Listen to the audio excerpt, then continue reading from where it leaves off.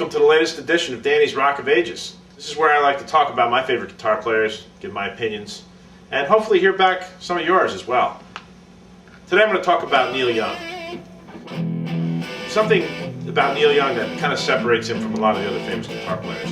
And to get to that, I'm going to talk a little bit about baseball. There's this great baseball writer, Roger Angel. He made the point that there's a big difference between the players of the 1970s and 80s when I was growing up and the players of today. Because the players of today look almost superhuman, hulking figures, and they don't look like your average everyday person. But if you look at a game, you watch a baseball game in the 70s and 80s, you see players, they look like regular people.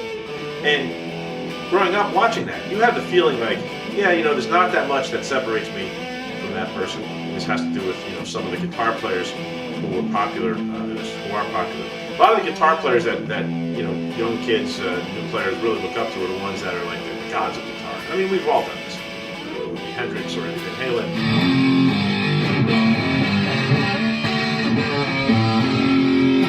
When I was growing up, it was Eddie Van Halen and Yngwie Malmsteen. These guys are really highly technical, and to play like them, it takes years and years of practice. Neil Young was like the guy you knew in the band at school. He was sloppy. His playing was undisciplined.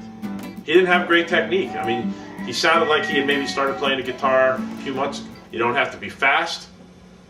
You don't have to have good technique, as long as you mean what you're doing. And you can hear that in all of his songs. One of my favorites is in Cinnamon Girl. He plays a one-note solo. Just this D, he's just, and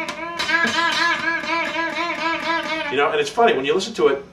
You don't really think about that because it sounds so convincing. He's just so passionate about the playing.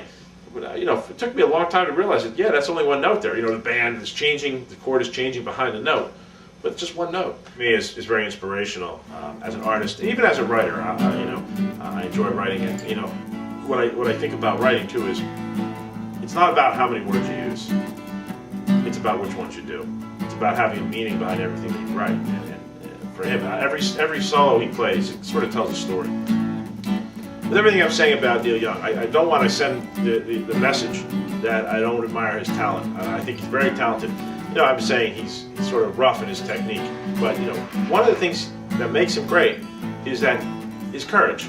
He's not afraid to get out there and let it all out and make mistakes and be imperfect and be rough and pretty much put all that raw feeling and expression out there. And to me, that's a more important talent than how many notes you can fit into a measure.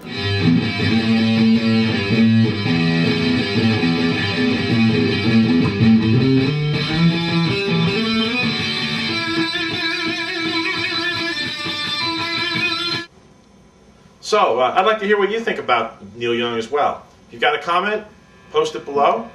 Please subscribe, and I'll see you next time.